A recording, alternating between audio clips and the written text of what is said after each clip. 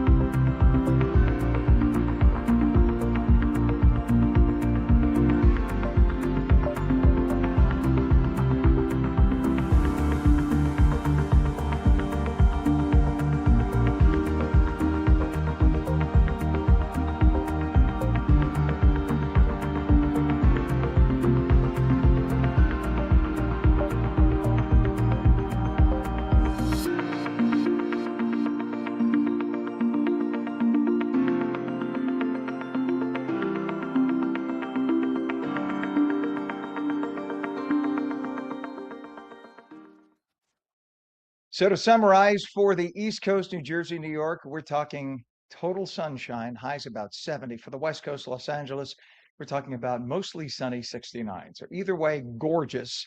And that's the bottom line. We'll take it. Right now, we have a temperature 40 degrees in Trenton, New Jersey.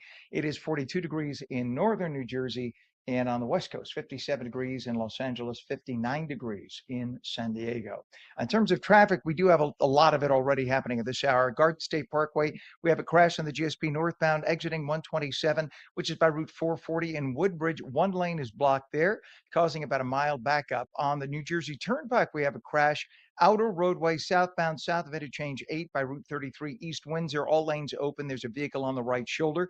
We have another major issue right now in the New Jersey Turnpike, overturned vehicle, and this is on the inner roadway southbound entrance ramp by interchange 7 by Route 206 Bordentown Township. Right lane is blocked there.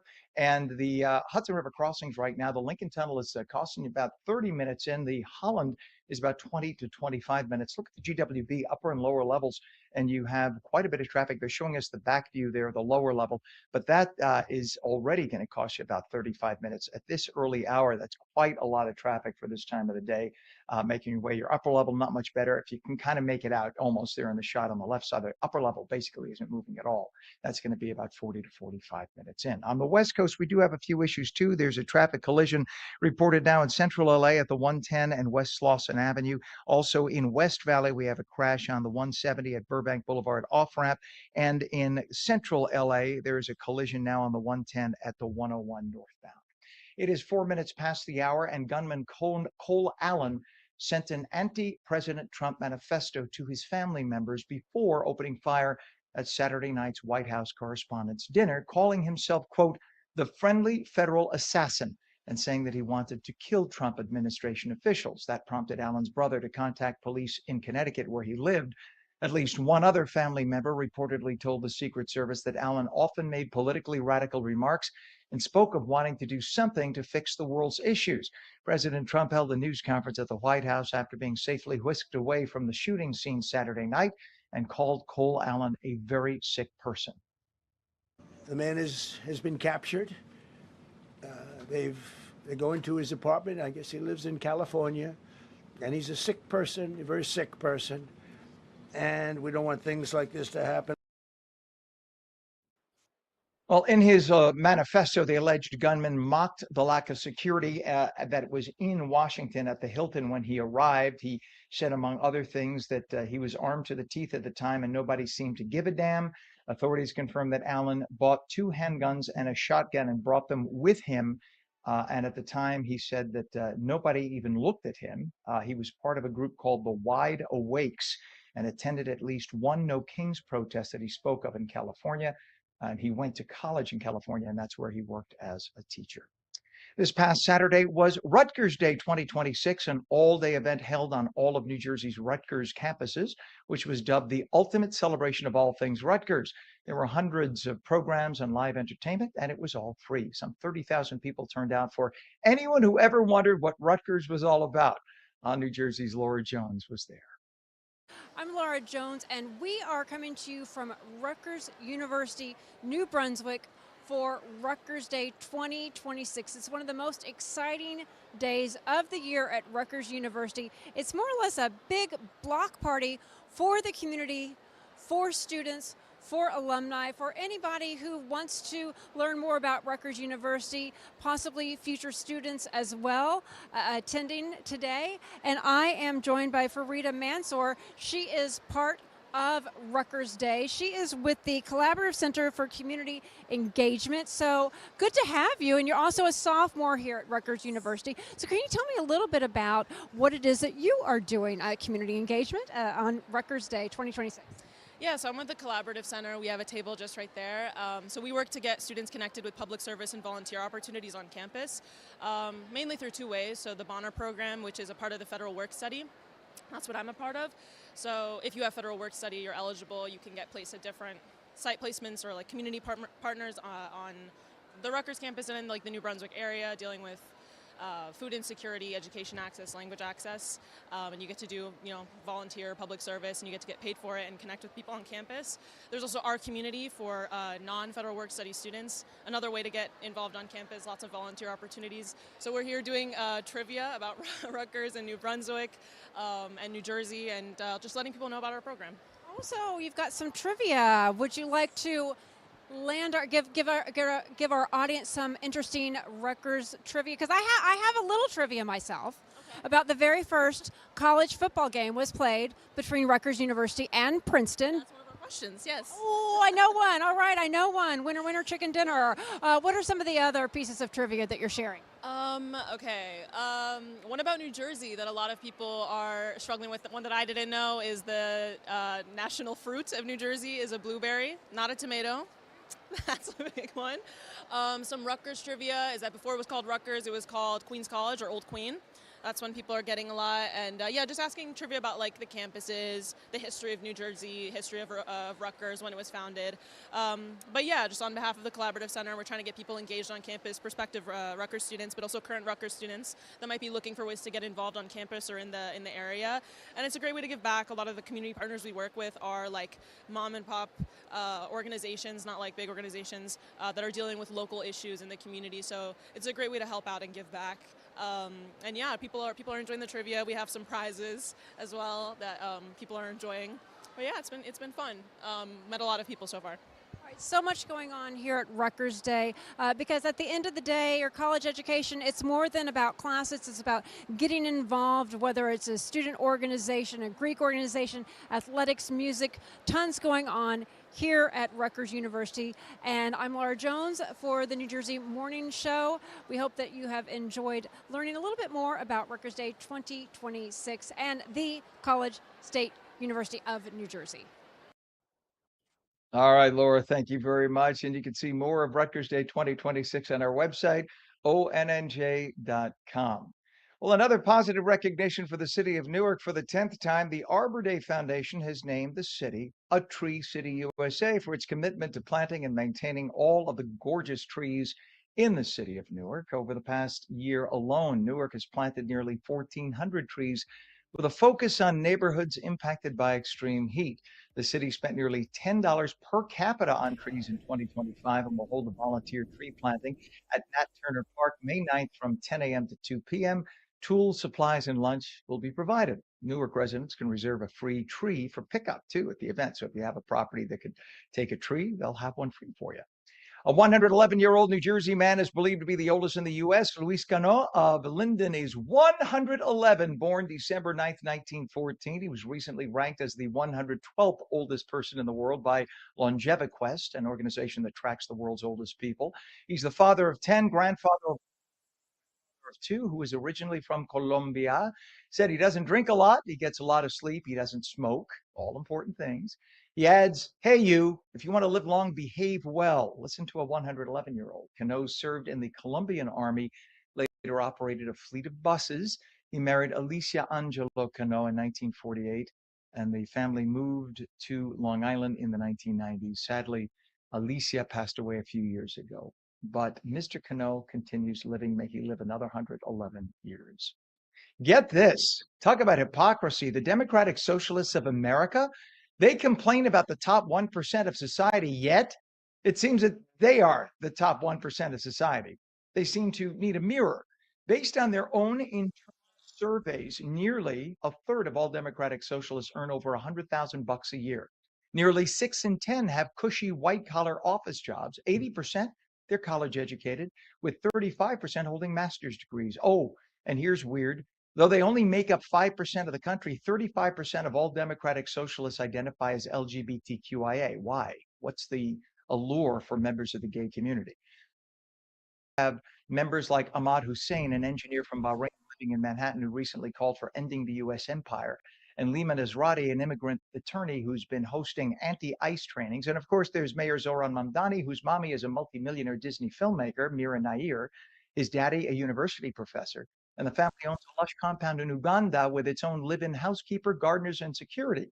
The group loves to shout, tax the rich, yet an amazingly tiny percentage is poor, only 4% identifying as having blue-collar jobs, and 4% are writers or are struggling to earn money as performers in the arts. Another 5% were self-employed, 8% students, and 15% were unemployed or retired. The Democratic Socialists of America. 13 minutes past the hour. When we return, millennials and Gen Z seem to be having a rough time with their finances. We'll talk with a financial expert about it. Maybe they could talk about the Democratic Socialists of America. Plus, meteorologist Mike Favetta has a forecast for you. He's off on paternity, by the way, taking care of his family. You are watching Mornings with Ken Rosato, covering the East and the West Coast, streamed daily on Roku, Fire TV, News on, Samsung TV Plus, and another 15 platforms. We're back in 2 minutes.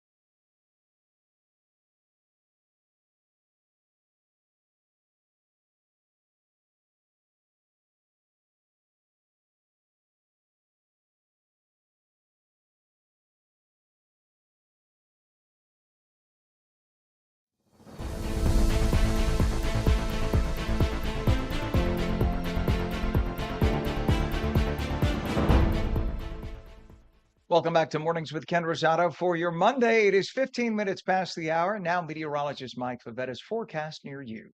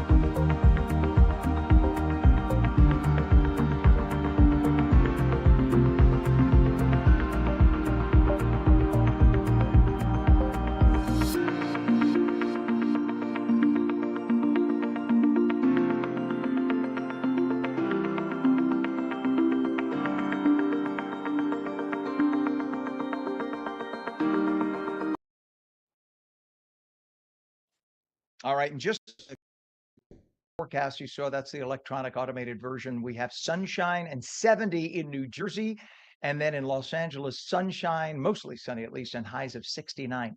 Beautiful days, East Coast and West Coast both. So thank you, meteorologist Mike Favetta, for leaving us that as you take care of baby Enzo right now. In terms of traffic, let's check this out. We have an issue now on I-80. There's a crash I-80 eastbound west of exit 12, which is Hope Blairstown Road in Blairstown Township. 2 left lanes of 3 lanes are closed. So we should have that again. That is I-80. A crash. There we go. Look at that. So it's causing a bit of a delay. You could see toward the left side. Good wide angle lens you're using there. But just a little bit of a buildup, but it is moving still. We have a crash now on 129 northbound by Lalor, L-A-L-O-R Street in Hamilton Township. Left lane is closed there. New Jersey Turnpike, we now have an overturned vehicle reported at the inner roadway southbound entrance ramp by Interchange 7, which is Route 206 in Bordentown Township. All lanes are now open, vehicles on the right shoulder, but nonetheless, it's causing a bit of a slowdown as folks take a look as they pass by. And our Hudson River crossings now, we are at 30 minutes now at the Lincoln Tunnel. It's 20 to 25 of the Holland GWB upper and lower levels, pretty heavy. Lower level, though, will save you about 5 minutes. If you take a look, that's on the right, even though that looks like it's jamming. You can see there's a little movement off to the right. But if you look at the left, that's the upper level approach. That is not moving at all. There's like maybe a mile an hour of movement. So you're probably going to save a few minutes on the lower level. Either way, it's going to cost you around 40 minutes into Manhattan. Go to the West Coast now, and we have several crashes at this early hour. It's only 4:19 a.m. in Los Angeles, and already have a traffic collision in central LA. There is a collision now reported, and that is on the 101 at Universal Studios Boulevard. We have another collision in Altadena, and that's at the 5 and 170. And we have a crash that just happened in West Valley. That's at the 101 and Vineland Avenue off-ramp. It is 20 minutes past the hour, and that is your traffic. Of course, we keep you updated around the clock on New Jersey with traffic and weather, and of course, live during mornings every single day. It is 20 minutes past the hour, and what has to be one of the most disgraceful acts of journalistic malpractice in history, or as called by a critic. Norah O'Donnell is criticized. The woman, of course, lost the evening news on CBS due to low ratings, according to the network. And she sat down with President Trump hours after a third attempt on his life was made by a man with clear mental problems. O'Donnell seemed to give a level of credibility to the insane would-be assassin, quoting from his rambling insane manifesto as if to lend credence and credibility to it, in which he refers to Trump as a pedophile and a rapist. And as one person, a critic, a media critic, pointed out last night in the Times, would you sit down after a school shooting with the parents of a victim and say, well, what do you think about the shooter who says that your kid was a moron? And that's basically what was done here. To say that O'Donnell and the entire institution of CBS should really take a look at this again and think, is this appropriate when the president of the United States, elected by 50.1% of the population, whether you like him or not, when he's sitting down for an interview with a woman who was the anchor of the CBS Evening News until the last year, and she's asking the president questions about the would-be assassin and elevating the words, the rambling words of an insane would-be assassin, as if there is some credibility to what he had to say, and basically equating it with the president's words, this one media critic calls disgraceful. Take a look at the interview. The so-called manifesto is a stunning thing to read, Mr. President. He appears to reference a motive in it. He writes this, quote, administration officials, they are targets. And he also wrote this: I am no longer willing to permit a pedophile, rapist, and traitor to coat my hands with his crimes. What's your reaction to that? Well, I was waiting for you to read that because I knew you would, because you're horrible people, horrible people. Yeah, he did write that. I'm not a rapist. I didn't rape anybody. Do you think he was referring to you? Excuse me. I'm not a pedophile. You read that crap from some sick person. I got associated with all stuff that has nothing to do with me. I was totally exonerated. Your friends on the other side of the plate are the ones that were involved with, let's say, Epstein or other things. But I said to myself, you know, I'll do this interview and they'll probably, I read the manifesto, you know, he's a sick person, but you should be ashamed of yourself reading that, because I'm not any of those things. Mr. President, and these are never, the gunman's words. Excuse me. You shouldn't be reading that on 60 Minutes. You're a disgrace. But go ahead, let's finish the interview. The other thing that he wrote in You're disgraceful. So once again, by reading the manifesto, you're elevating the words of an insane person to the president who was sitting before you, who was just the victim of an attempted. And again, I use this is something that was actually used by the media critic that I'm quoting. Would you have the parents of the victim of the school shooting in front of you and say, well, the school shooter says that your son he called him a rapist and a pedophile. Now, understand that when many members of mainstream media will sit down and read stories about President Trump, they'll quote him and say, with absolutely no evidence, the president said this. But Norah O'Donnell didn't do the same thing with the accused assassin or would-be assassin. She didn't say, he called you this with no evidence. She literally let his words rise to the level of veracity in front of the president, whom 50.1% of the country voted for. You could hate the man. You could love the man. Doesn't matter. This is a victim, a would-be victim of assassination, nearly for the third time. And then to play the game of gotcha, like, well, you think he's talking about you? Well, why else would you ask the question? You're talking to the president of the United States. Whom else are you alluding to, ma'am? Now, here's a fact. When Bill Clinton, who did have sexual relations with a young intern, was inside the White House when it was fired upon in 1994 by Martin Duran. Yes, I remember that because I was a reporter then. Nobody quoted Duran's anti-Clinton and anti-government lunacies to Clinton hours after his life was in jeopardy. And when the late John F. Kennedy Jr. was murdered in Dallas, Texas in 1963, nobody sat down to interview Jacqueline Kennedy to ask her about her late husband's alleged dalliances, and members of the media knew about them. And maybe that's why the guy shot your husband, don't you think? But it seems members of media have no problems doing things like this, giving superior veracity to statements by breakaway factions of, say, the Iranian military over the words of the elected president. So the president will make a statement, and then they run to Iran, to one of three factions running the country right now. They don't even talk to each other. And then you ask one of the factions, well, did the president say this? No, the president did not say this. And now elevating the online rants of a would-be assassin to be worthy of questioning the president, no matter who the president is. It would never be done 10 years ago to any other person. It would never be done. Norah O'Donnell should be handed her walking papers. CBS should never be allowed near any president, Democrat or Republican, again. After that disgraceful presentation, there is no moral equivalency between an attempted murderer and a person elected by the majority of Americans to lead our nation. You could love him or hate him. Full stop.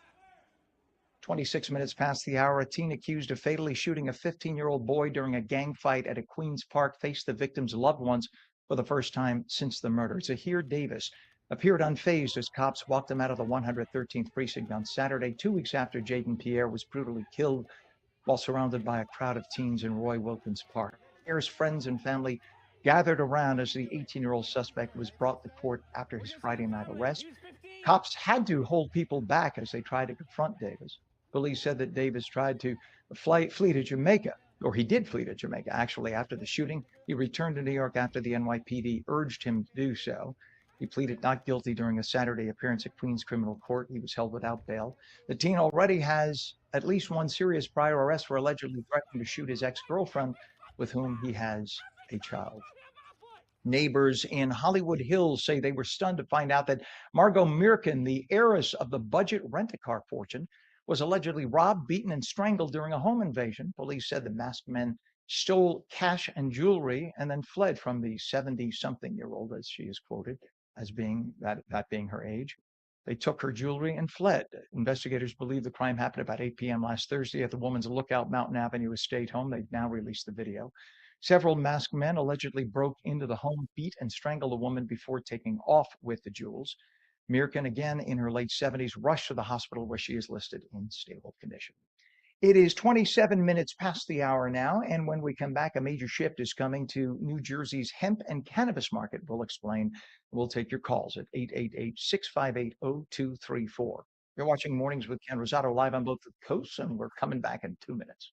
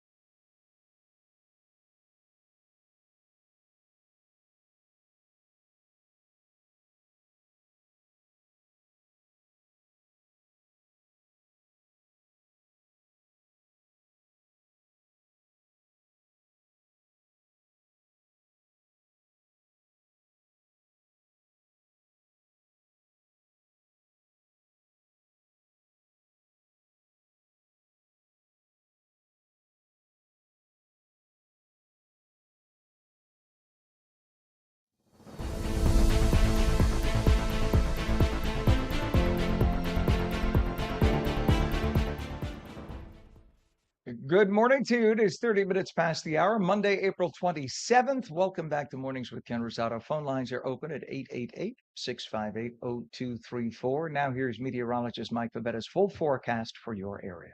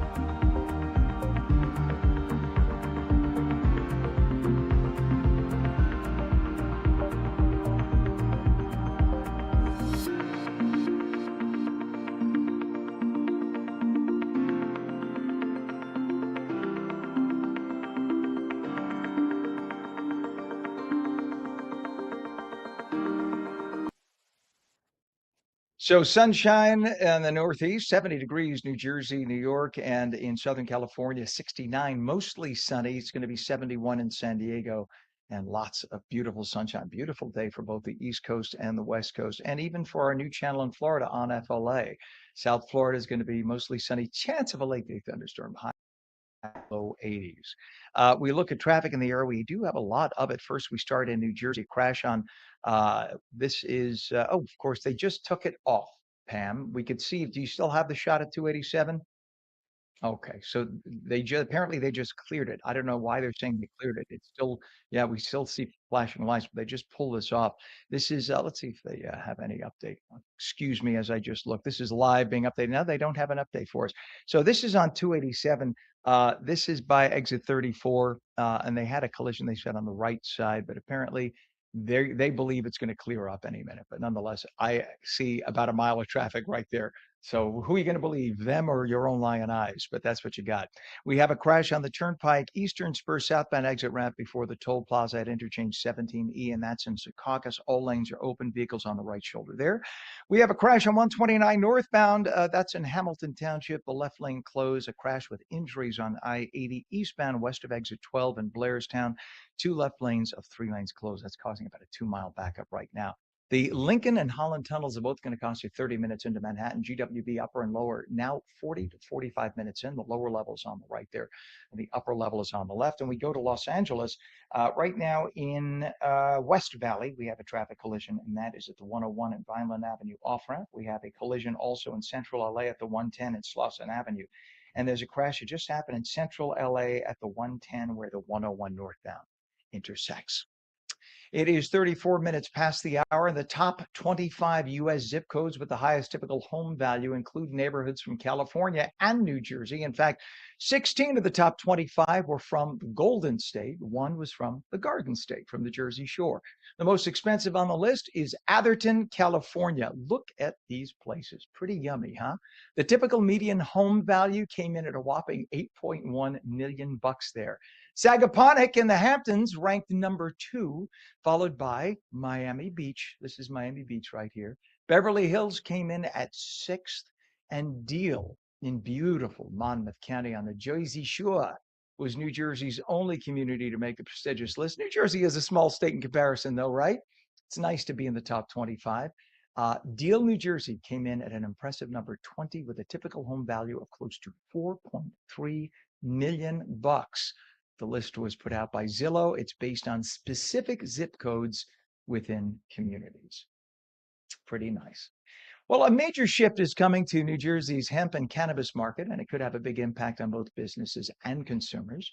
New regulations signed into law earlier this year will crack down on intoxicating hemp products like Delta 8 and Delta 10, redefining what can legally be sold and who can sell it. Stricter enforcement is now underway, and many products currently found in convenience stores and smoke shops may soon fall under New Jersey's full cannabis regulation. Joshua Buckner, partner and chair of the Cannabis, Hemp, and Psychedelics Practice Group at Mandelbaum Barrett PC, is with us, and we say good morning, Joshua. Hi, good morning, Ken. Thanks for having me again. Good to have you on. Let's go buy one of these houses in Deal, shall we? Are you ready for that? Man, oh man, I'll take that. Plenty of room for the both of us. Yeah, absolutely. Amen. We need a wing. Hey, that's a good thing. I hear you. I'm up in Morris County myself. Changed with this new law? So this is actually happening across the country in various states and nationally. What originally happened in New Jersey is actually about a year and a half ago. The original basis for the legalization of hemp, as you probably know, started in 2018 with the Federal Farm Bill. And it basically decided that any concentrations of Delta-9 THC in excess of 0.3% was marijuana, and anything less than that was hemp. And this was intended to create a robust industrial hemp industry. As you may recall, George Washington famously was a hemp farmer. What happened was people got ideas and figured out how to take THC concentrations, that were less than 0.3% and create an intoxicating effect. And so over time, people recognized that this intoxicating hemp, which wasn't highly regulated like marijuana, was getting into, as you said, convenience stores, gas stations, and the rest, and unfortunately was often sold to minors. So in New Jersey, they tried to pass a law that said you can't sell hemp product to anyone under 21. Simple and easy. But of course, as you'll famously recall from Upton Sinclair, it's like watching sausage being made. The law became very convoluted and basically made all of hemp illegal in New Jersey. And the same thing again has happened in New York, and it's happening in the federal level.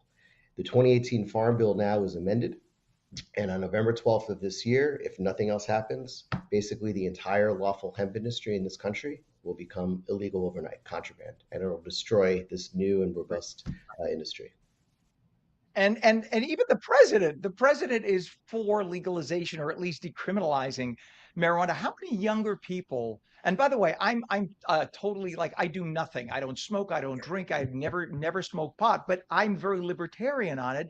And if you're an adult and you want to be in your home and you want to use this and you're not going to go out and drive and hurt anybody, why? Why? If you could have a glass of wine in your house, the fact that younger people in the inner city have been arrested in the past and had permanent criminal records that can never be expunged in many cases. Now they're trying to rectify that. And their entire lives have been destroyed because they couldn't afford an attorney. To me, that's like, why? Just because of where they happen to be born, that's awful.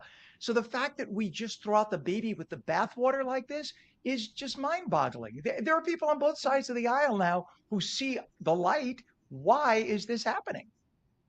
Well, and you're exactly right. And this is really, if you go back and look at why marijuana is even illegal in the first place, it starts all the way back in 1939 with a guy named Harry Aslinger, who, and I'm quoting, thought marijuana made darkies think they were as good as white men.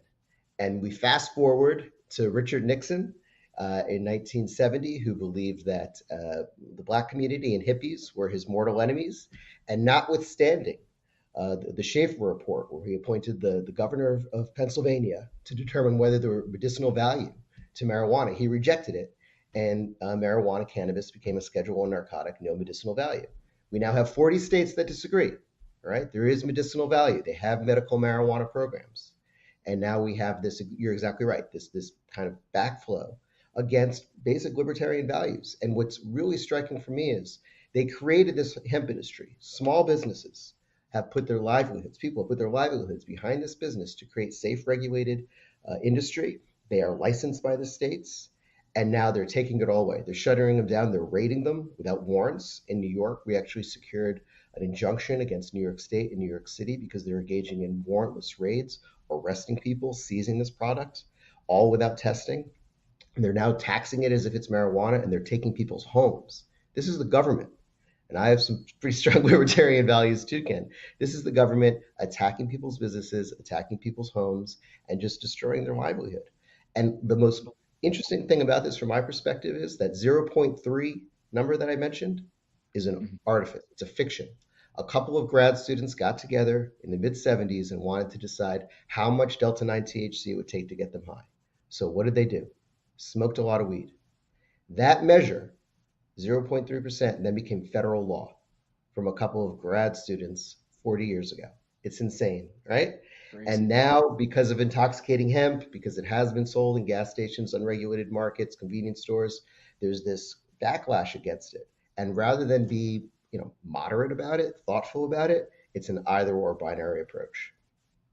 Well, so here's the thing. I have friends who actually took mortgages out of their homes to open legal marijuana clinics in California, and they follow the rules and they got the licensing. And then down the block, there's the guy at the gas station selling the illegal products. And that is driving my friends nuts. They're literally going out of business because the cops are doing nothing to stop the illegal pot dealers on the corner, which is what they were supposed to do so that the state could earn tax. Well, you're not earning tax when Joe on the corner is selling illegal pot for half the money. And by the way, it's much stronger than the guy who's selling the legal version. And it's not safe because you don't know what it's cut with, but yet people are spending $10 on the corner rather than spending $50 in the store. And that is government. You want this, but yet you don't enforce that. You can't do both. You can't do both. You have to either follow the rules and let people do it legally and cleanly and safely or not. And we go back to the mess that we had. And then the whole idea, Joshua, that humans, going back to Egyptian times, they were drinking wine to intoxicate. They were using elixirs. It's sort of like how we just get through life as humans until we see our maker. And if you're going to do it in the privacy of your own home and nobody gets hurt, it's just crazy. Hopefully, cooler heads will prevail. We could do 10 shows on this. I always appreciate having you on. Joshua, give a website for people to get more information, please. I really appreciate it. Thank you. It's www.mb for Mandelbaum Barrett, mblaw.com. All right. So Joshua Bachner, partner and chair of the Cannabis, Hemp, and Psychedelics Practice Group. Thank you for coming on. It's always great to have your insight. We appreciate you. Good to see you. Thank you very much. You bet. 43 minutes past the hour. When we come back, massive layoffs in the metaverse. And at Microsoft, brand and digital strategist Fisher will be along with the details. You're watching Mornings with Ken Rosato. Coming back in 2.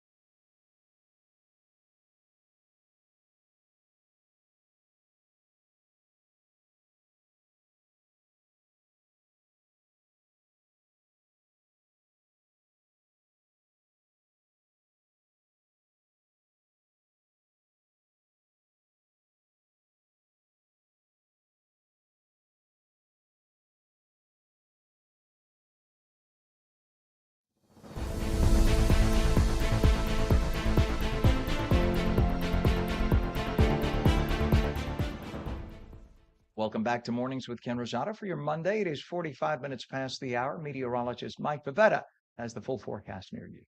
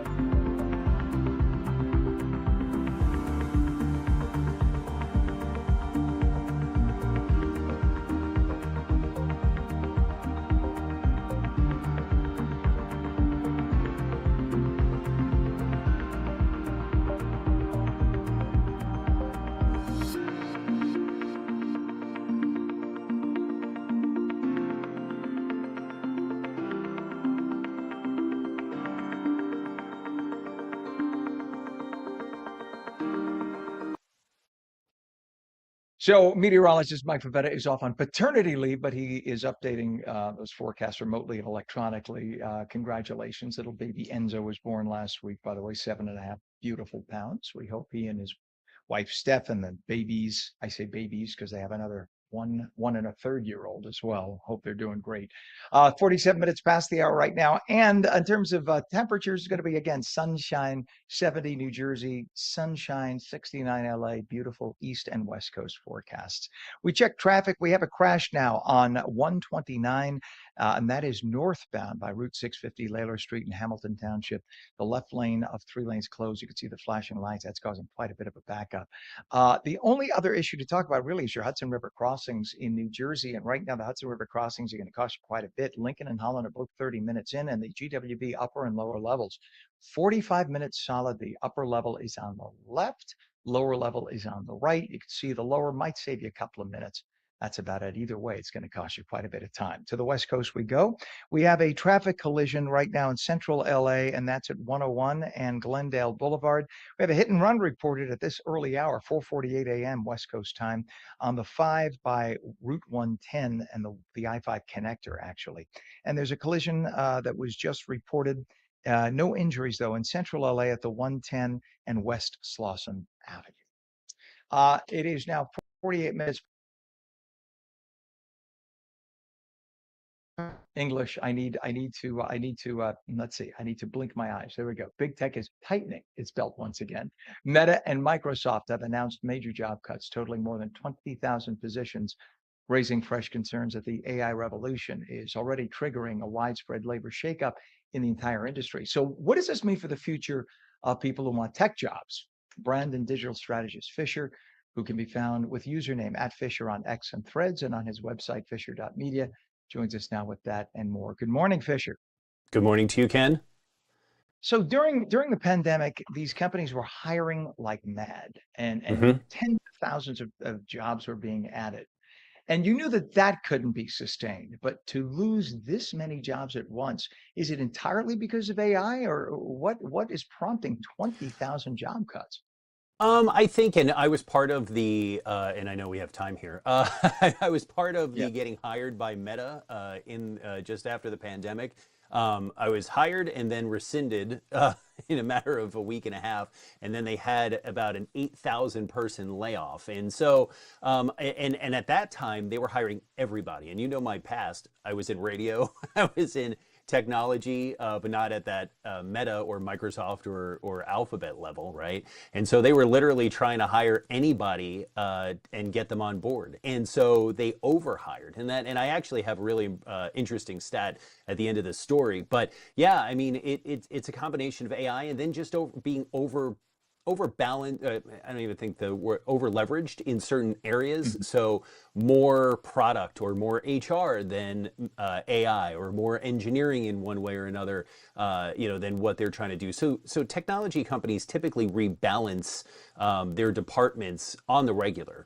And this is just one of them. So yeah, as you mentioned, over 20,000 potential job cuts announced by both Meta and Microsoft in 1 week. Meta is laying off about 10% of its workforce, which is approximately 8,000 jobs starting on May 20th, and scrapping plans to fill another 6,000 open roles to improve efficiency and offset heavy AI investments. Microsoft offering voluntary buyouts for the first time in 51-year history, potentially affecting over 8,700 U.S. employees. That's about 7% of their workforce. This follows major cuts from Amazon, Snap, Salesforce, Oracle, and Nike.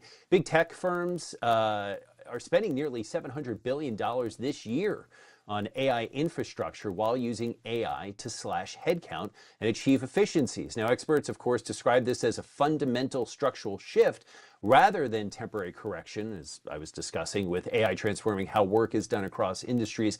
Some argue AI will create new jobs, just like past tech waves. There's currently a widening gap between losses and creation, though, with uncertainty about future job types. But I have seen in the tech field, engineers still need to be hired, and certain roles do need to be hired. Now, this is the fact that I was telling you about. This is really interesting. In 2019, so pre-pandemic, approximately 157.5 million Americans were employed. Now, that's coming from the Bureau of Labor Statistics. The non-farm payroll, which is normal, anything but farm, was 148.1 million employed U.S. employees. As of March 2026, released beginning of this month, approximately 162.8 million Americans were employed, with 158.6 million non-farm payrolls. So we actually have more people employed now than we did pre-pandemic. So take That's that for what you will. So is the entire, when looking at that number, it doesn't look so bad unless you're losing your job, obviously. So we have more people employed today than we did before the pandemic. And that's why the massive bye-bye for so many people. But you would think the industry is growing so much. Is it also maybe that there are now so many fringe players involved, maybe peeling away customers, that when you have more competition, you have to be a little leaner and a little more competitive? Yeah, I think also what the problem is, and during the pandemic, folks in tech took multiple jobs. And so I have several monitors here, and I didn't do that because my brain cannot handle being on multiple calls for different companies at the same time. But yeah, you would set up, you would have 3, 4 monitors, or a laptop for one job and then a laptop over here for another. And I'm just shifting, and you would take your calls and you would stagger them. Some people actually hired assistants to manage their schedules. So yeah, I think it's a combination of what you said, and also just people doing 2 or 3 full-time jobs at the same time, and it was a problem during pandemic times, because when you were looking for a job and somebody had 3 jobs, you were wanting one of those, and so it might be just, again, rebalancing folks, but there are still plenty of jobs out there. And there are some serious security concerns regarding one of the world's most Yeah. powerful AI models. And we've talked about this before, 2 weeks but ago. now it seems to have happened. Yeah.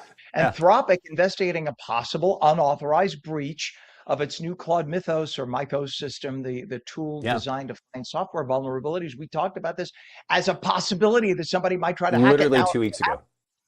Yeah, I Unreal. was off last week. We talked about it the week before. Yeah, it's an advanced AI tool highly capable of finding and exploiting software vulnerabilities across major operating systems and web browsers, making it potentially useful for large-scale cyber attacks.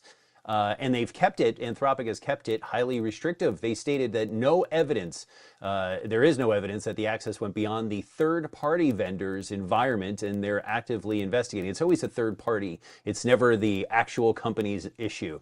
Mythos is only available via a Project Glasswing, that's what they're calling it, to a small group of trusted partners, tech giants like Google, Microsoft, and Amazon, and it's not available to the general public. They did preview it to the feds as well, so they knew and were aware of the potential of this product. The unauthorized access reportedly happened shortly after the model's preview.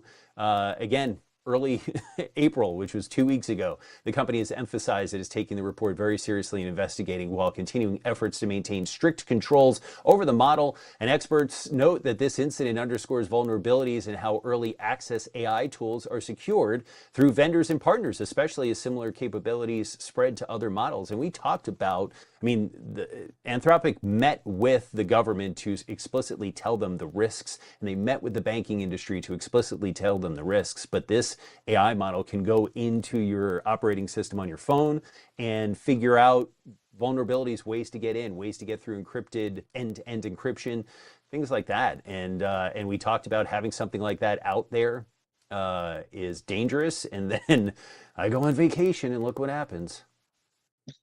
It's like you just beg them to do it. But you knew that there was going to be some nerdy geek out there, or not, Yes. someone who would try to do this. It's like, don't defy me, or don't challenge me, Right. because I'll do it. Unreal. Yep. And so there you have it. Now we all have to be terrified about AI, because if this ends up in the wrong hands, then everything, your banks, the potentially U.S. defense systems, everything could potentially be hacked by that. Your that we house, see your on our screen car, right your phone. everything. Yep. And look at all the electronic cars like Tesla and others Hey. that can be hacked, because all of that is Yeah. a central computer. Well, we did a story just last week as well, or 2 weeks ago, maybe, or 3 weeks ago, about cars now requiring biometrics in order to drive, initiated by the government starting in 2027. So that's going to be another entry point into your car that's separate from a Tesla. That will happen in a Ford or a BMW, or any other normal car. Hey, jet airliners can be hacked Mhm. and controlled remotely.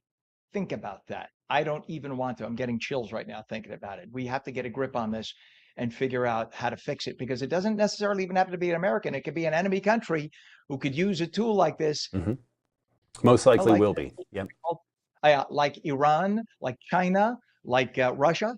Brandon digital strategist Fisher could be found on with username @Fisher at X and Threads, and on his website, fisher.media. Always good to have you on. Have a great day. Have a good day. You bet. 58 minutes past the hour. Those of you in California, stay tuned for more news and information on LACA. Watching on the East Coast, stay tuned for On New Jersey Mornings. We're back in 2.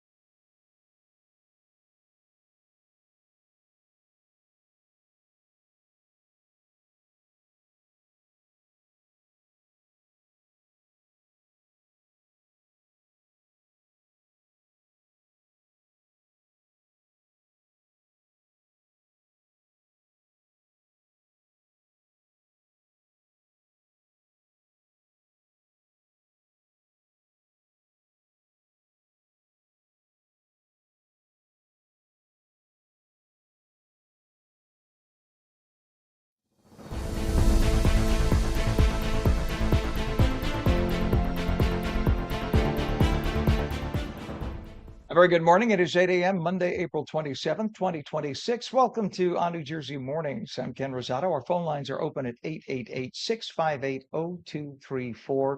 Sunshine today. Beautiful sunshine. Temps about 70. Here's meteorologist Mike Favetta's full Garden State forecast.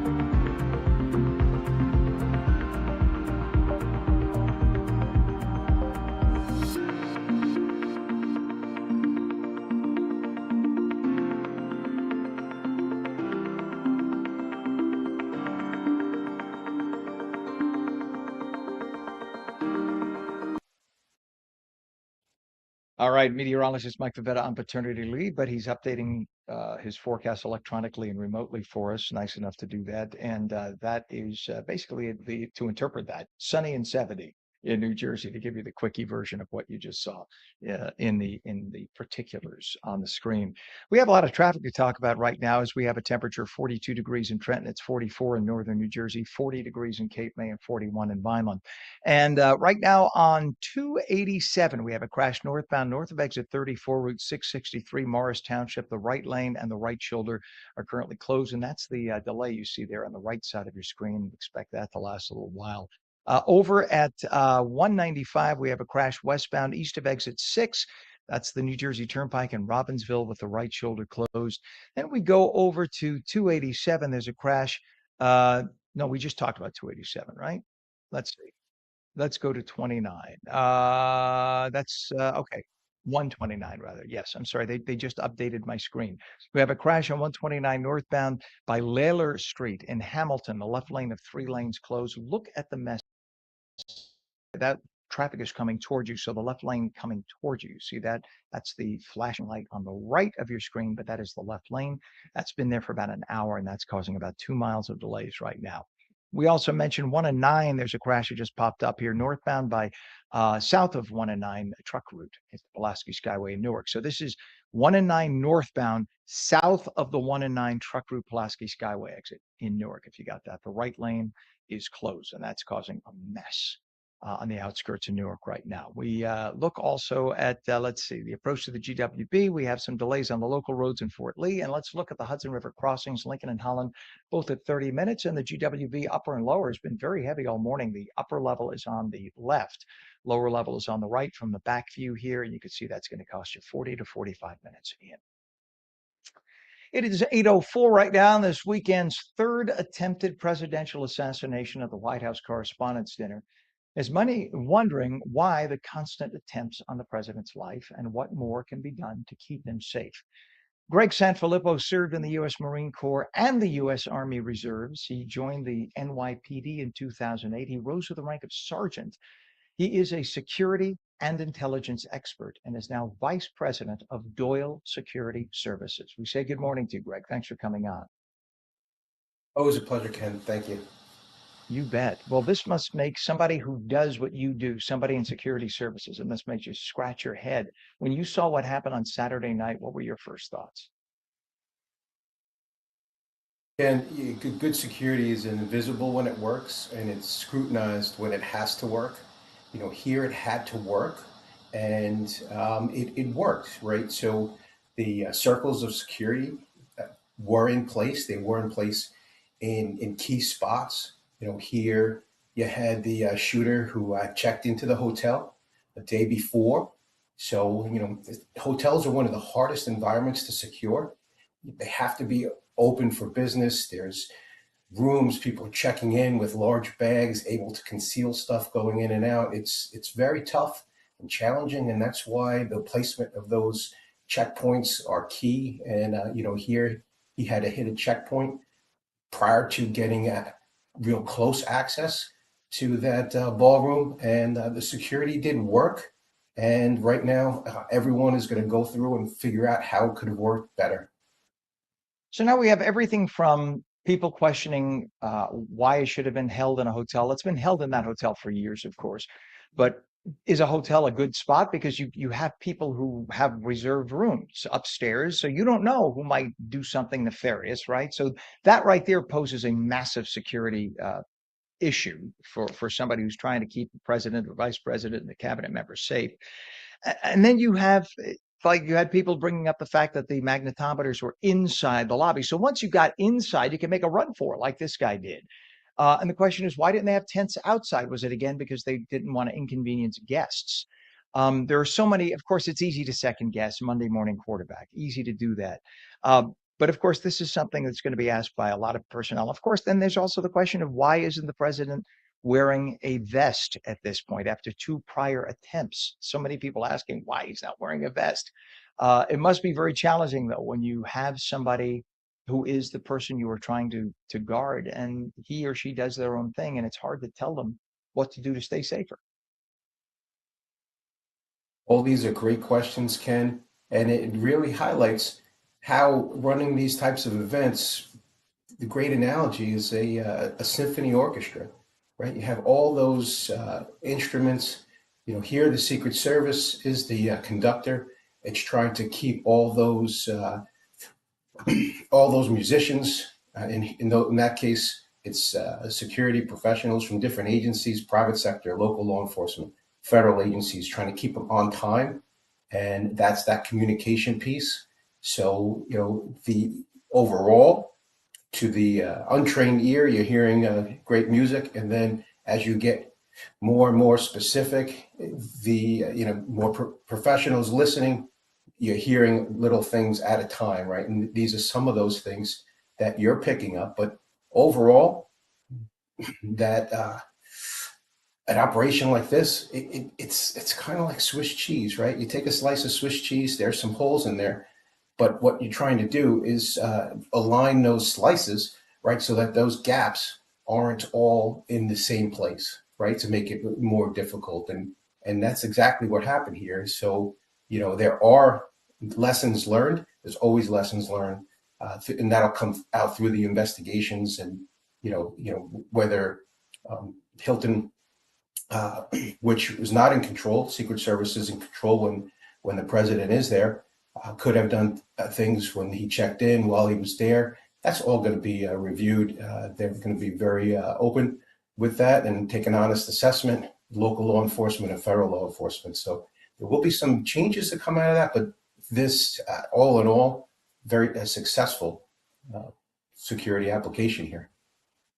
Well, you know what, Greg, and again, Monday morning quarterback, easy to do this now as we sit here in the calm of, our respective offices.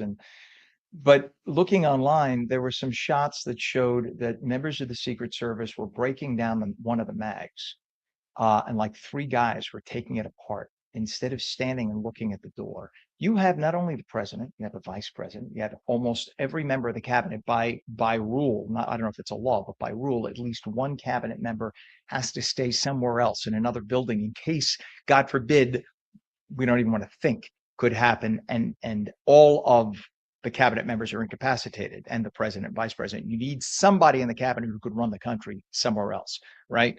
So you had the big, every member of media, Washington D.C. elite, all in one place.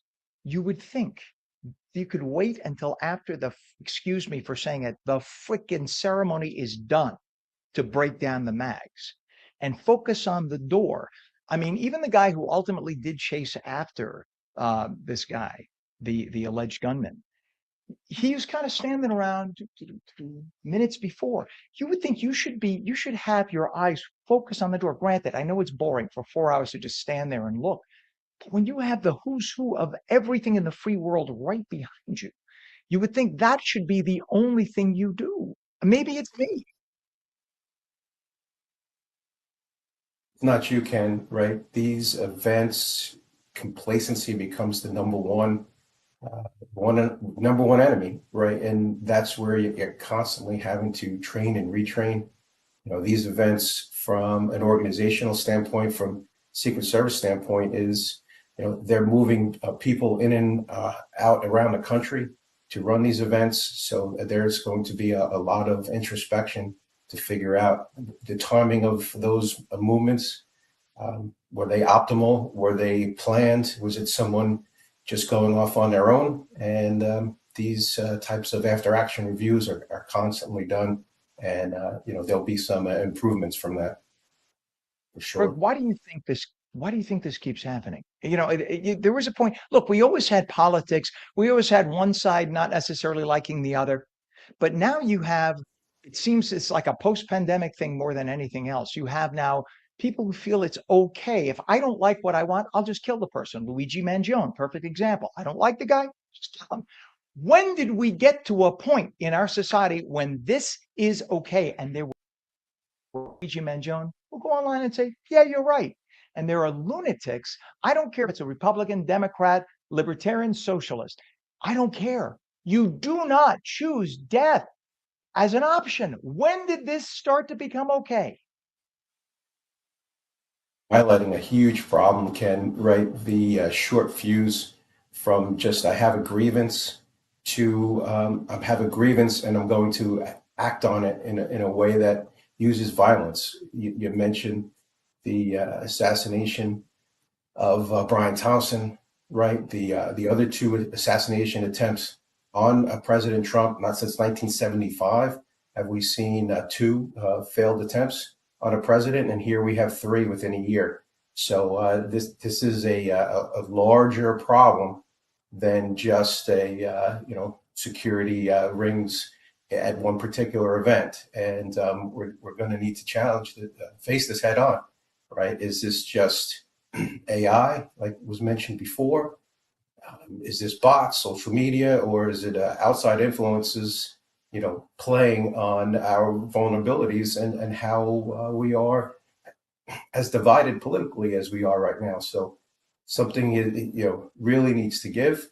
And, it's a little bit outside just a security, but, it's an issue that needs to be addressed. We need to start finding some common ground between us, as much as we are finding differences to have a grievance about. But it highlights, as we see some things that are out of the ordinary, right? See something, say something isn't just about a suspicious package; it's about suspicious activity. So we can have a grievance, but once we start seeing signs that someone Greg, is I don't mean moving to jump in. down that pathway. His own family called the police. His brother and I believe his sister, they called the police on him. Imagine, they were so concerned, they picked up the phone. You think about it. We have family members who've spoken politically, whether we agree with them or not before. They were so concerned that they called police. So even they saw something and did something. But it just makes you scratch your head for somebody to get to that point. And this person is a teacher. What is going on with society? We could do 10 shows on this. We need to have you back on. A website, doylesecurityservices.com. If you run a company and you're going to be in a public place, you need these people. doylesecurityservices.com. Greg Sanfilippo, Vice President of Doyle Security Services. We love when you come on. Thank you so much for your contribution. My pleasure, Ken. Thanks for the great discussion. You bet, sir. It is now 8:15. We'll be back in 2 minutes talking about the care and support for adults with intellectual and developmental disabilities. It can be life-changing. We'll discuss it in 2 minutes.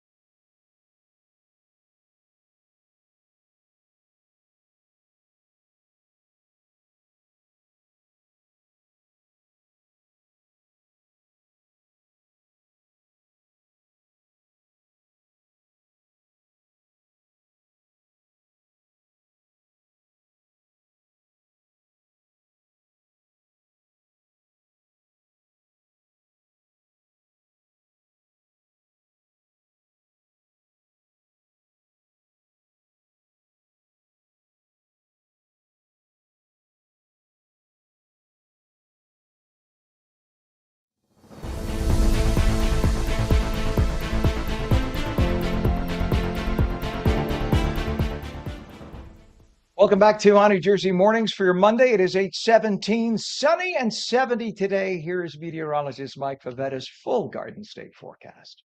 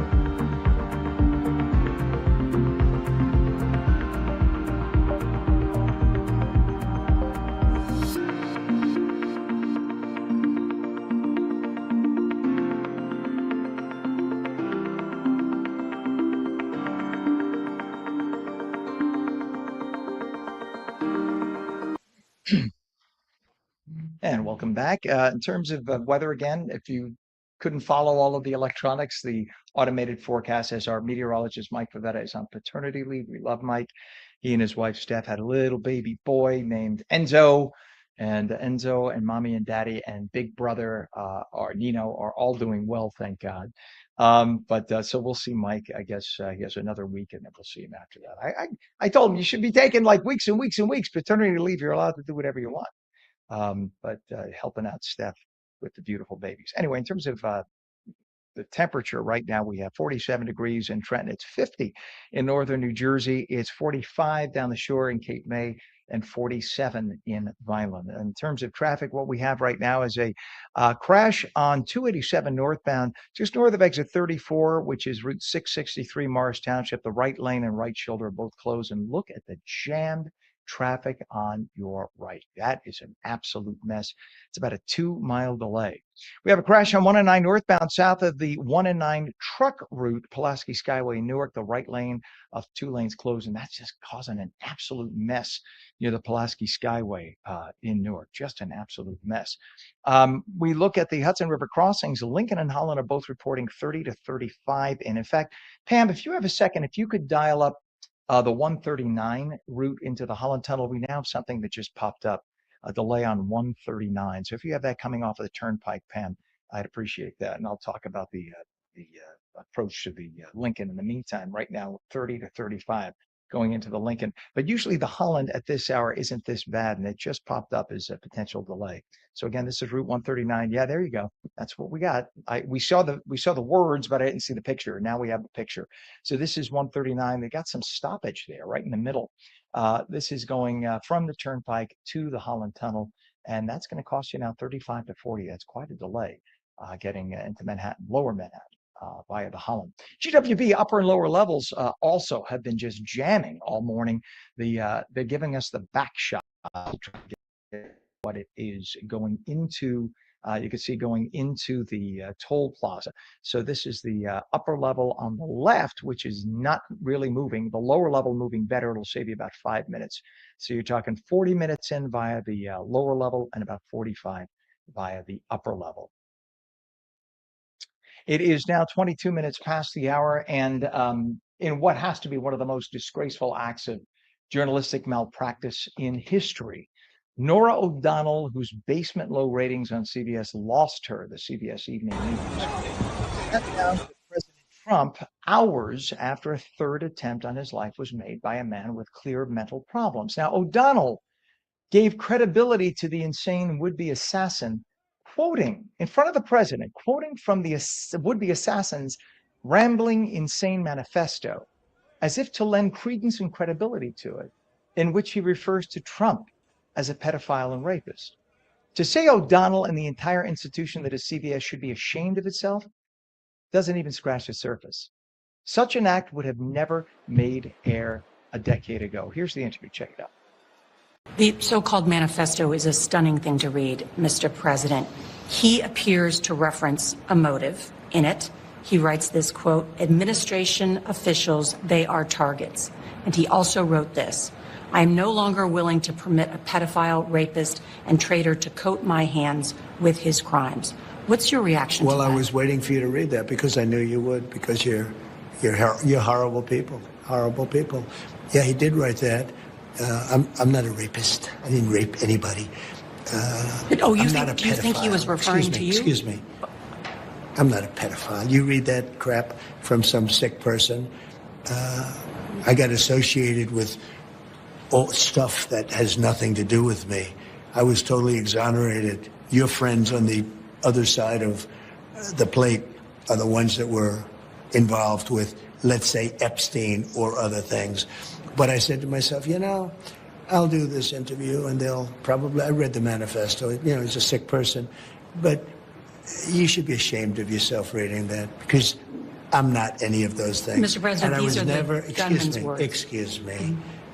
You shouldn't be reading that on 60 Minutes. You're a disgrace. But go ahead. Let's finish the interview. The other thing that he wrote in You're disgraceful. So think about what she's doing. You have in front of you not only aside from the fact this is the president of the United States, and again, I don't care if you're Democrat, Republican, liberal, conservative, that is not the issue. You have in front of you a person who is a would-be victim of an attempted assassin, third time. And you are raising to the same level as the president who is a victim, or again, forget he's president. He's a victim.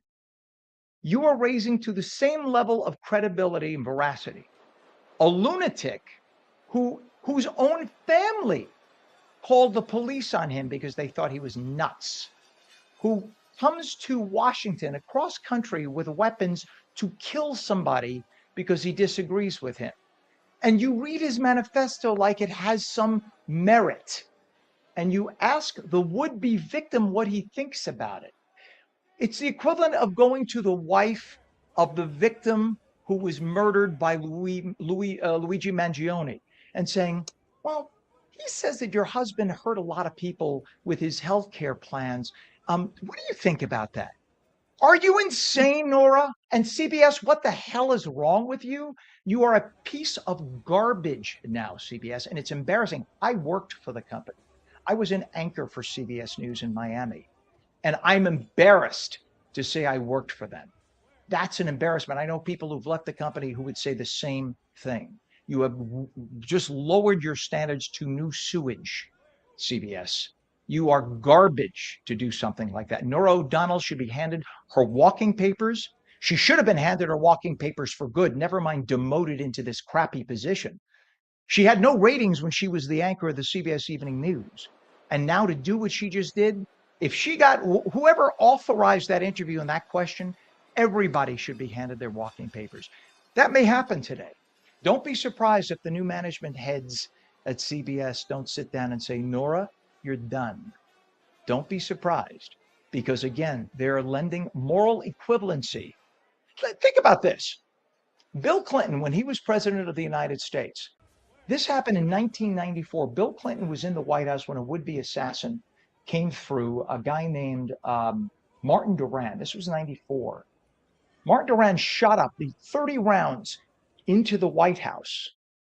And thankfully, Clinton was inside. He was not in immediate risk, but this is a guy trying to kill Clinton. Nobody sat down with Clinton later and said, well, Martin Duran had a manifesto and says that you're this, that, and the other thing. No, Martin Duran was a crazed wannabe killer. He wanted to kill our president, a Democrat president. All right. Nobody tried to give moral equivalence to that. Did you try to give moral equivalence to the guy that killed JFK? No. No, he was the bad guy. JFK was our president. I don't care where you stand politically. In the same case here, you do not sit by with the president of the United States, no matter, again, what you think of him.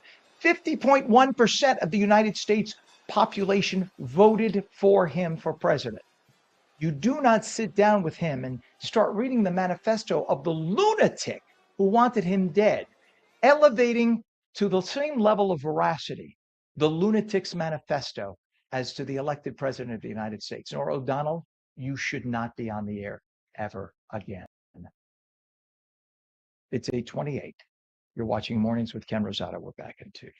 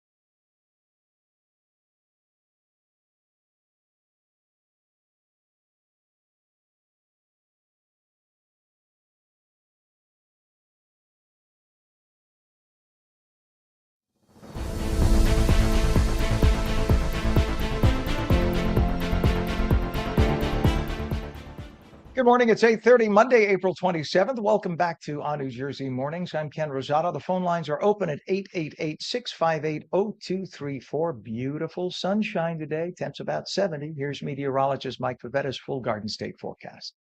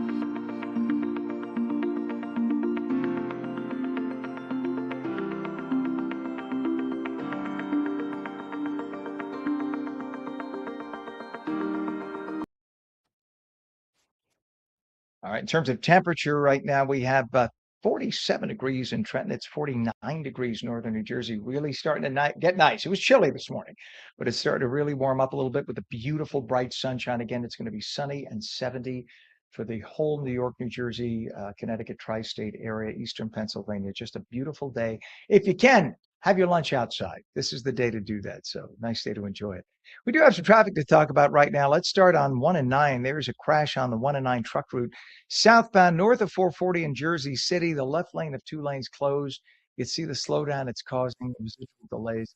Oh, now, yeah, you can see it's sort of in the middle by the truck. You can see it looks like a breakdown there. They're saying it's the left lane. So I don't know what they're talking. Well, I guess, yeah, I can see it there. That is the left lane, isn't it? Yeah, left lane toward the middle because it's a divided roadway there. So gotcha. All right, very good. Hopefully they'll get that cleared up soon. There's also another issue on 1 and 9 northbound south of the 1 and 9 truck route, Pulaski Skyway, Newark. The right lane is closed there. That's been causing problems about an hour. Over to 287 we go. Northbound, there's a crash at exit 34, which is Route 663, Morris Township. The right lane and the right shoulder are closed. You can see through the right side there, the flashing lights and the big delays that we have. And your Hudson River crossings, the Lincoln and Holland, both delayed at 30 to 35 minutes. We were able to show you the approach to the Holland Tunnel, Route 139, off of the Turnpike going to the Holland Tunnel. That's 35 minutes in, which at this hour is quite a lot. GWB upper and lower levels, very, very heavy on the upper specifically, which is to your left, the lower levels on the right. Looks like the lower levels picking up a little bit. We're told now 30 minutes into Manhattan via the GWB. 8:34 is our time, and the New Jersey Hall of Fame has officially opened public voting for its class of 2026 with 60 very worthwhile nominees in categories including arts, entertainment, science, sports, and public service. This marks the 18th induction class, and it is up to the public. Big responsibility to weigh in and celebrate those who represent the best of the Garden State. Stephen Edwards is president of the New Jersey Hall of Fame. We say good morning to Stephen. Good morning, Ken. And you inspired me with the idea of lunch outside today. What a brilliant idea. Isn't it just, it's one of those mornings when you just look outside and you think, this is why I got out of bed today. I like this. Yeah. You know what? Someone just told me the other day, they had a great saying. They said, tick tock, tick tock. Are you enjoying the tick tock? Don't be spending too much time worrying and planning and this and that. Enjoy the TikTok. So thank you for that inspiration. Amen. I'm with you. I'm a big fan of the sunshine and the springtime and the early fall. I love it right now. This time of year or early fall, my favorite times. Let's talk about the New Jersey Hall of Fame. And I'm so thrilled that we have it. And we have so many talented and worthy people in the Garden State. Talk about when the New Jersey Hall of Fame was started. It was started back in 2008 was our first induction ceremony. And as you pointed out, this is our 18th ceremony that's coming up in the fall. We're going to be at the American Dream Complex in their new $65 million theater. It's going to be stunning. And, it's been a work in progress for 18 years. There's been ups and downs. But one thing that's always held constant every year for the past 18 years, we've asked the public, your viewers included, to help us decide who should we induct into the New Jersey Hall of Fame. And so, as you point out, we've got 60 amazing trailblazers in 6 different categories. Public has till May 5th to help us decide. They can go to votehalloffame.com, and you can pick your top 2 choices in 6 different categories. Well, it's exciting. You have some great people up there. I saw a bunch of names that I'm excited for. I mean, and I'm not trying to steer anyone's opinion. Steve Adubato, who's a friend, who is New Jersey to the core. If he pricks his finger, he bleeds New Jersey. Fewer people could say, you could say that about very few people to that extent. But he is among a number, the whole category he's in. Any one of them is worthy of being inducted. It's just wonderful to see. I mean, I remember when I first took note, I was coming through Newark Airport, and I know big posters up of all the people inducted in the Hall of Fame. And I saw Whitney Houston up there. And that caught my eye when I saw Whitney Houston. I thought, man, does she deserve it? That's great. But you have so many great, great people who live in New Jersey. And a lot of people don't realize how many Garden Staters you have.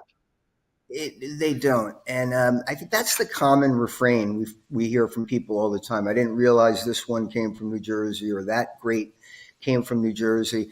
Uh, there's something in our water, I think, Ken, because we really do export more greatness than just about any state. We are, by the way, we're one of only 4 state halls of fame. There's 46 states that don't even have a hall of fame. So I think it's terrific that New Jersey takes pride in itself. And you mentioned Whitney, her family just came to our museum.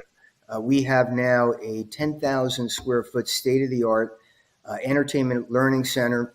It's a museum at the American Dream complex. We're right next to the water park and the theme park, the center of the universe for fun for children and adults for that matter. But we encourage your viewers to come out because it's a very inspiring place, even if you're not from New Jersey. But if you're from New Jersey, it's not only inspiring, but it instills pride in the hearts and minds of people that are walking through. I believe it's the second largest. Well, it's not a mall per se because it's a complex, as you point out, because there's everything in it. A mall is just shops. This is everything from the water park and everything else. You have the ski slope. It's just an incredible place. You walk into that place and it's awe-inspiring because of its enormity. It sort of feels, if I can say, Disney-esque in a sense. There's a feeling of excitement when you walk into the place, like everything is here, literally at my fingertips when you walk in. So it's nice. You used a great example, Ken. It's sort of like a Disney World, an indoor Disney World, and it is one of the largest entertainment complexes on the East Coast. But it really is an experiential ecosystem. It's not just the Gap and restaurants, and those are great, but you got theme parks, water parks. You've got places like ours, the museum.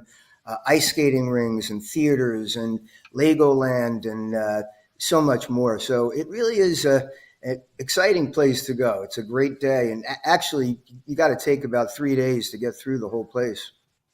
It's well, I was amazed to find out there are not 1 but 2 New Jersey State Police barracks in the complex. 2, because if they needed in an emergency to call the police from the outside, to get from one end of the complex to the other would take 15 to 20 minutes. So in the case of an emergency, you needed 2 substations within that complex. That's how enormous it is. And that just tells you everything about it. Let's talk about this year's group of nominees. This group, Stephen. You cut up a little bit. I apologize. Could you repeat the question? Sure. I'm sorry. And our director, Pam, has told me I'm broadcasting remotely today, so forgive me. What stands out about this year's group of nominees? Well, I mean, I don't want to start naming names because then people say I'm steering votes. But I mean, once again, we've got scientists, we've got entertainers, we've got sports legends, we've got educators. It's the same rich combination of just amazing talent. And as you pointed out, there's so many great ones. You could induct any number of them. Unfortunately, we're only going to induct about 10 to 12 out of those 60. But I don't know if anything stands out. I think it's just the same great talent. And this state is just, I don't know what it is. But Springsteen said at his induction into the Hall of Fame, we've got a chip on our shoulder. Perhaps that's what it is. We're sandwiched between New York and Philadelphia, so we've got something to prove. But this class is no exception, like any other that we've inducted. It's just amazing talent. Amazing. Stephen, walk us through how easy it is for people to cast their vote when they go online. So they go to votehalloffame.com. You'll see a ballot come up. You got to put your name and your email in. And then you get 2 choices in 6 different categories. I just voted myself over the weekend. I can tell you that it took about 75 seconds. It was fun. And, it's just, why not, right? We got enough negative and intensity in this world. You got to take time. Governor Kane once said years ago, and I know Governor Sherrill also believes it, that when you feel proud about where you come from, you feel anything is possible about the future. So let's take more pride in ourselves. There's plenty of negative out there, but there's also a lot of positive as well. For a state our size, we have so much to be proud of. Absolutely. Stephen Edwards, president of the New Jersey Hall of Fame. Big ceremony going to be coming up at American Dream. You go online and vote. Thank you, Stephen, for coming on this morning. Come back again, please. Thank you so much, Ken. I appreciate that. You bet. When we come back, property taxes are out of control. Seniors on fixed incomes having a tough time keeping up. Our friends from AARP New Jersey will be here to talk about that and more when we return.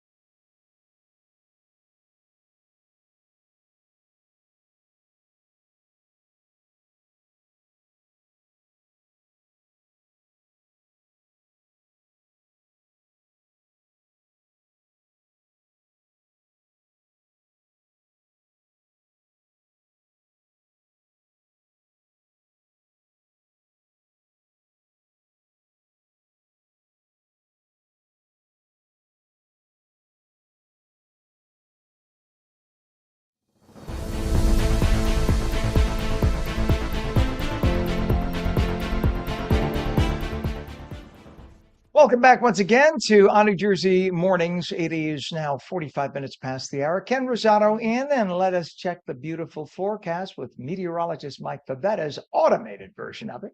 Here you.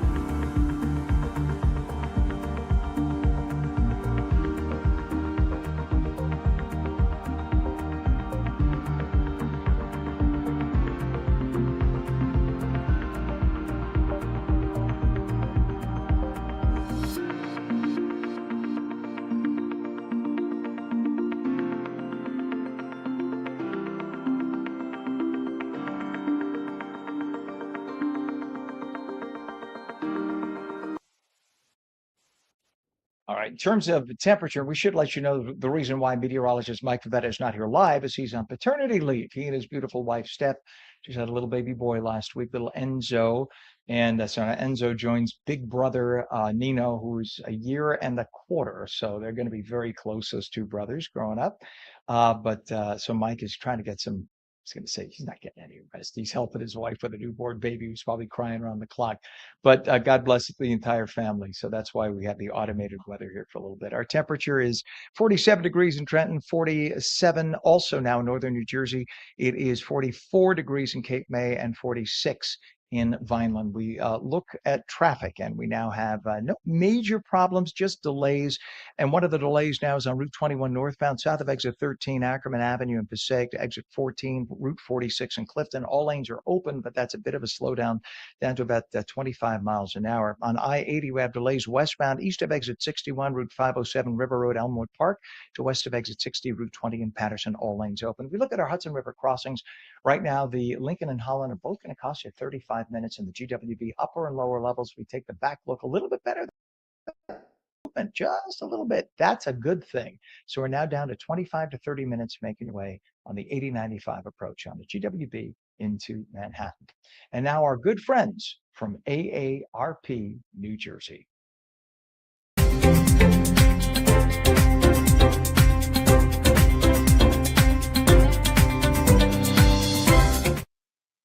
All right, so we started talking about it a second ago, and property taxes certainly remain one of the biggest financial burdens for a lot of people who live in New Jersey, especially if you're older and you have to stay in your homes and you're on a fixed income.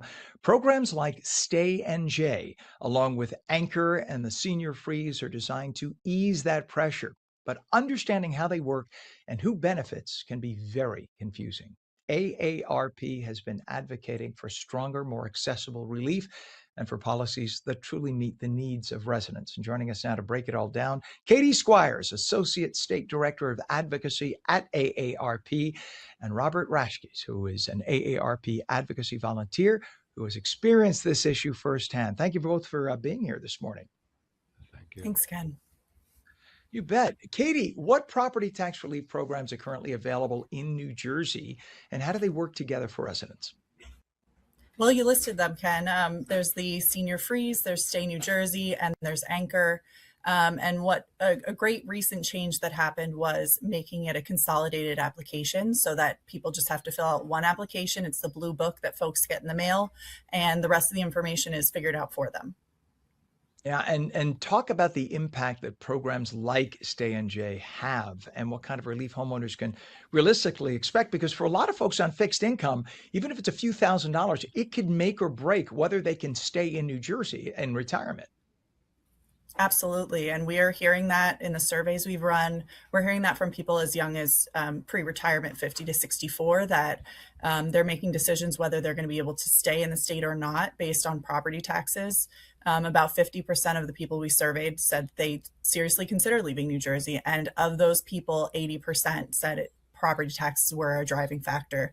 So the thousands of dollars do add up. If you're on a fixed income, $1,000 coming your way makes a huge difference, especially with property tax bills averaging north of $10,000. And as Robert will talk about, in other communities, it's well above that 10,000 figure. And you're looking at states like Florida right now that have no state income tax, and they're talking about abolishing their property tax. So if you're on a fixed income, how does New Jersey compete against something like that? And Robert, on a personal level, what does property tax relief mean to you and your ability to stay in your home right here in the beautiful Garden State? Well, it's very important because last year we had a property tax revaluation in West Orange, and the new average property tax bill is $16,000 per person. My taxes went up $3,000, and we had to pay the $3,000 increase in the last 2 quarters of the year. So all of a sudden, I have it's like sticker shock, and luckily at that point, I start getting checks from my from the blue booklet I filed last year, and that made the difference from depleting my checking account. Oh, I mean, and it's not like you're on a fixed income at this point. You're retired, you budget, and it's like they think that you're supposed to just get this money from the sky. You recently wrote an op-ed about Stay NJ, Robert. What Yes. message were you hoping you could send to lawmakers and the public about this? Well, the importance of keeping the promise. We're counting on the money that we wanted. That we're looking to make sure that it's a promise, and we're relying on it because people are worried. People are scared. We at the township council meeting the other night, we heard a report of a senior in West Orange whose taxes went up $6,000 with the revaluation, and that person is working 3 jobs and is hanging on by a thread just to stay in West Orange. So it's very concerning. Everybody's asking, "Where's the blue books?" And the West Orange Senior Services Department, they hold seminars bringing in the state treasury people, and it's very well attended. Everybody shows up because they need that property tax relief to stay here. And all you want to do is enjoy your retirement. You shouldn't have to be stressing like this. Katie, talk about some of the biggest challenges that residents are facing when they try to access these programs. Well, I think there's still a lack of awareness. We have been having some regular telephone town halls with the Treasury, and when we survey the callers, many of them still haven't heard of at least one of the 3 programs. So one of the benefits of all the programs being on one application is it's a natural way for people to hear about it. But we need to make sure that these programs continue. So every year, it's something that we at AARP are fighting for to make sure that relief is there for them. And thank God for AARP for that. I full disclosure, I've been a member of AARP for 13 years. I love it and all that it offers. Just saying it, putting it out there. It's one of the best bargains out there for joining a group that really helps a lot. And Katie, as lawmakers work through the state budget, what should they be prioritizing when it comes to property tax relief? We want to make sure that the promise for Stay New Jersey is maintained. We want to make sure that relief, especially the full $6,500 benefit, is there, and that the program is maintained. People are counting on this money. The state budget timeline is very different than our household timeline. We typically don't budget middle of the year to middle of the year. We typically budget January to December. And so as folks are making their budgets for the year and they're trying to plan things out and they see these checks come in from Stay New Jersey and see what they're able to do, what they're able to stop putting off, for instance, what they're able to, medicines that they're able to purchase, food, higher groceries that they have to pay for, utilities, you name it. This is such a huge relief for folks. And so they want to be able to be sure that they can count on it. All right. And Robert, from your perspective, and you kind of touched on it a little bit already, what are residents most concerned about right now when it comes to rising property taxes? How are we going to pay for it? And can we stay in our homes and our communities that we love? And West Orange is an age-friendly community, and I want to be able to stay here and age in New Jersey. And it's difficult, and everybody has to figure out how we're going to do it. And these programs are vital. Amen to that. I mean, here you've helped build New Jersey. You made New Jersey the great place it is for the next generation. And then basically it's like, okay, now you could leave. No, you want to enjoy your retirement. Robert, do you know of a website where people can learn more about eligibility and apply for the programs? Well, I look forward to getting my form in the mail every year. And it says for more information, call 1-888-238-1233 to get your application for the property tax relief program. There you go. And then Katie, is there also a website, Katie? Yes, we have aarp.org/NJ resources that folks can head over there and find out more information about property tax relief and other help that's available across the state. And I'm glad Robert also gave the 800 number because a lot of especially older people, my mother would look at me and say, huh, WW what? So the 800 number is very important also as an option. So I appreciate you both very much. Katie Squires, Associate State Director of Advocacy at AARP, and AARP Advocacy Volunteer Robert Rashkis. Thank you both for coming on this morning. Let's hope that this is dealt with so that our seniors can enjoy their retirement here in the beautiful Garden State. We appreciate you both. Yeah, thank you very much. Thanks, Ken. You bet. Just to recap the forecast right now from meteorologist Mike Favetta, he's talking about a beautiful, beautiful sunny day today. High degrees. We'll take it. Some clouds roll in tomorrow, but still temps in the mid to upper 60s. And that is on New Jersey Mornings for this Monday, April 27th. I'm Ken Rosato. Remember, we're streamed daily at onnj.com, onlaca.com on the West Coast, and now in Florida on onfla.com. You could also stream us at Roku, Fire TV News on Samsung TV Plus, Apple TV, Facebook, and X. We stream live on Local Now, Substack, Rumble, and Twitch. Just go to twitch.tv/OnNewJersey. If you like what you saw, tell all your friends about us. We'd love to have them join us as well. We're up to about 20,000 daily streams. It's a good thing for a show that's only a little over a year old. We'll take it. We'll catch you back here tomorrow morning at 7 a.m. and we will be live throughout America, starting with Mornings with Ken Rosato, bright and early, 7 a.m. Eastern, 4 a.m. West. Till then, have a wonderful day.